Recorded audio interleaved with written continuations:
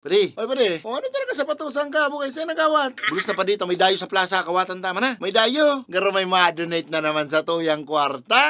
Ay yung gayo, kaya bumulos ka na taboy, kayang kayat ang kalaban, bukay makukusog pati itong pumusta. Kadaway, pusta pa ninda ang buong buhay ninda. May ang problema sa kuya. At ang tamabulos lang ka. Sige na, bisa mo. Iniinan yung purmanan, garo malang bartis eh. Ayun nga naman, siyempre masupog man, may dayo baga. Matagsayin pala yung dayo na. Wait, tagadan man lang sa balyong barangay, bukay kayang kayat ito pa dito. Mga nagharalo blocks dyan sa may ginigibong building. Oh.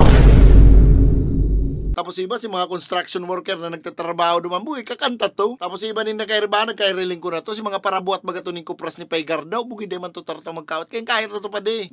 Garupas muna, garo ko pa di. Ha? Bugay, mga construction worker ang kalaban. Bugay, day ko. Tano man, takot ka?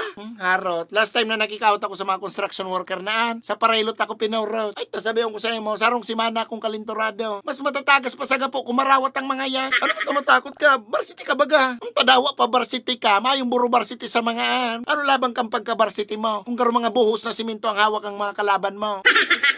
Ano mo nagkariling ang mga hawak ato? Garo ng mga UFC fighter na nagkarawat ng basketball. Saka anong labang kang pagka-varsity mo? Sa pambagasan ng kawat. Ay, tubig nga ni nagsusurunto ka ng mga yan, may pusta pa daw. Oh.